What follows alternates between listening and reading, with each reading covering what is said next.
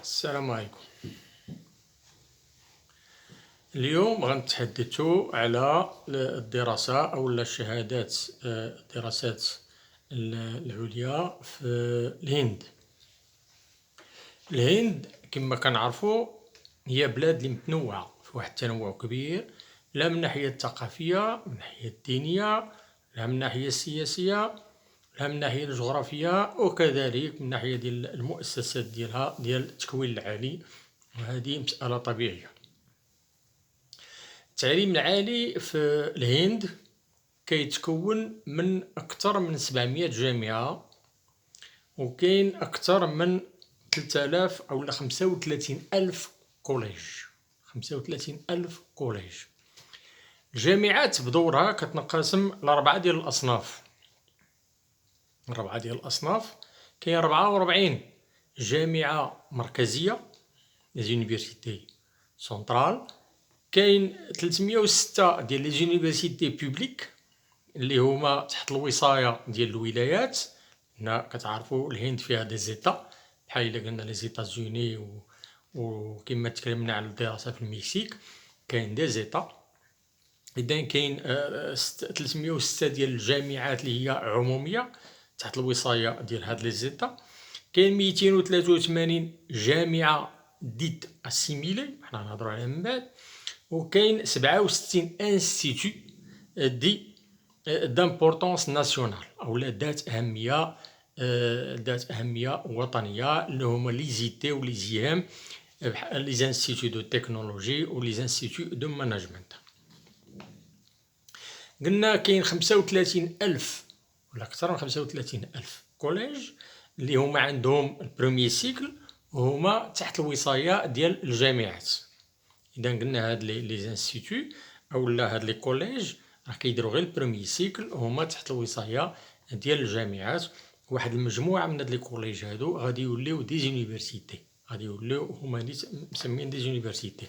خصنا نعرفوا بأن التعليم الثلث ديالو عمومي، الثلث ديالو تابع للقطاع العمومي، والثلثين هما كلهم قطاع خاص. كاين في الهند كاين واحد المجموعة بالنسبة للاعتماد ديال المؤسسات ولا التكوينات، كاين مجموعة ديال الوكالات اللي مكلفة بهاد الاعتمادات ديال المؤسسات ولا ديال التكوينات. وهذا اللي تيخلق واحد المشكل وواحد المجموعة ديال التناقضات بين هاد المؤسسات هذه. الشيء اللي جعل الهند تفكر في توحيد هذه المؤسسات هذه، توحيد هذه المؤسسات باش يكون الرؤية واضحة، لا بالنسبة للطلبة ولا بالنسبة للمؤسسات بنفسها.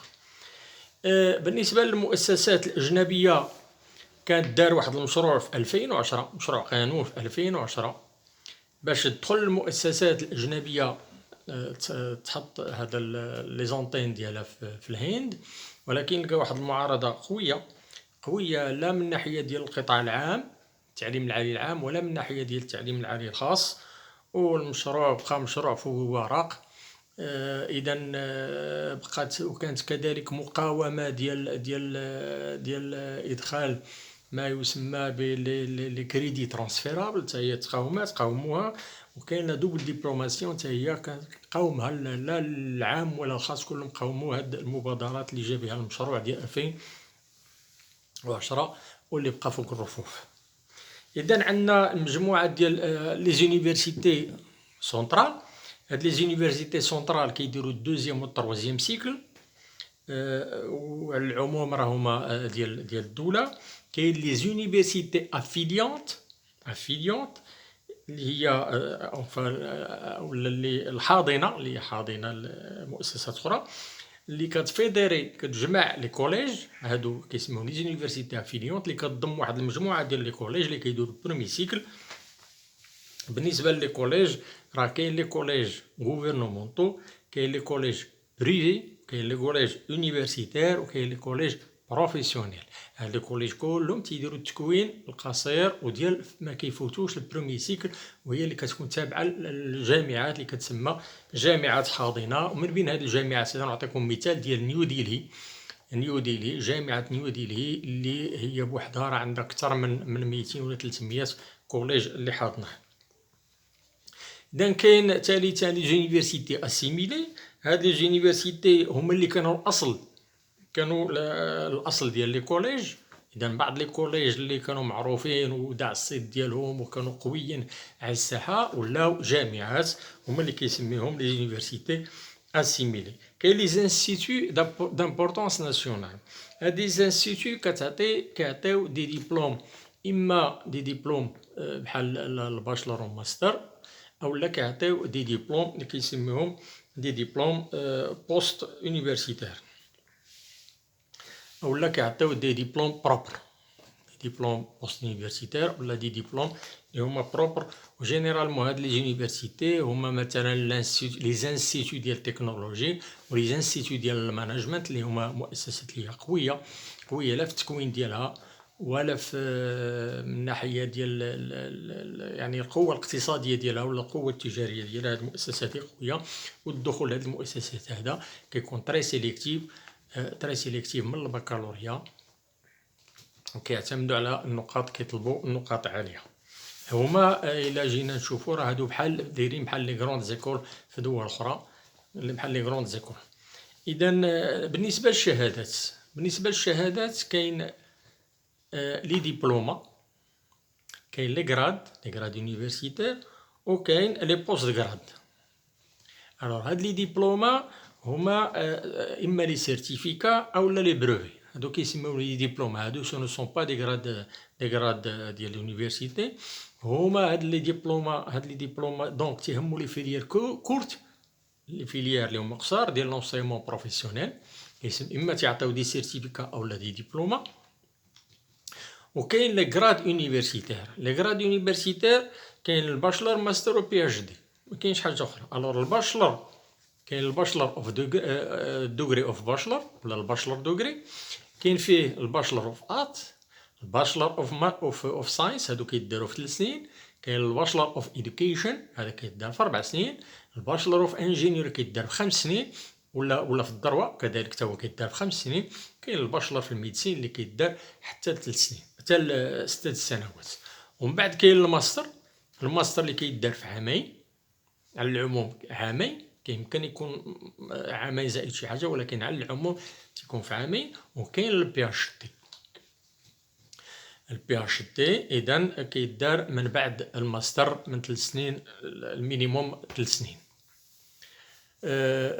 وكاين بعض الخطرات بعض الدبلومات اللي كيداروا ما بين الماستر والباشلر، بحال لي ماستر دو ريشيرش راه كيديو ديريكتومون حتى هما البي اتش دي.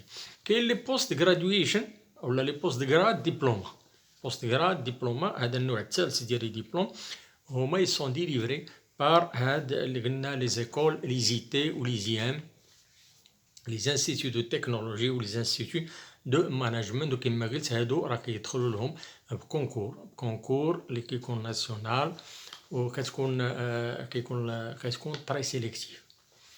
وعلى العموم الخريجي ديال هاد المؤسسات هادي ديال لي زيتي و لي زيام راه كيمشيو ديريكتومون عندهم مطلوبين في سوق الشغل. وهادو نماذج ديال المؤسسات اللي كانت مساهمة فيهم واحد المجموعة ديال الدول بحال الانجليز او المانيا الى اخره. اهم الجامعات في الهند كاين جامعة دلهي، جامعة نهرو، جامعة ميليا الإسلامية، وكاين جامعة شونار إلى آخره. راه قلت لكم قبيله العدد ديال الجامعات، شحال الجامعات اللي عندهم. وكاين عندهم أكثر من 15 جامعة مفتوحة ديال الدولة، 15 جامعة مفتوحة اللي كيديروا لي زيتود بار كوريسبوندونس، كيديروا إذا لا فورماسيون كونتينيو لي زيتود بار كوريسبوندونس. وهادو اللي ما كيطلبوا حتى شي شروط، وهذا راه ساري به على جميع الدول اللي عندهم جامعات مفتوحة. ما بالنسبة للطلبة اللي باغيين اللي كيمشيو للهند، راه كاين إمكانية الحصول على منح هندية. هنا غير الاتصال الإنسان يشوف عاوتاني السيت ديال السفارة ويدير جوجل ويدير منح الهند بالنسبة للمغاربة، وراه غادي يعطيه المجموعة أو لا أنواع المنح اللي كاينة، لا بالنسبة للسيك الأول ولا بالنسبة للسيك الثاني ولا بالنسبة للسيك الثالث. شكرا وإلى فيديو آخر.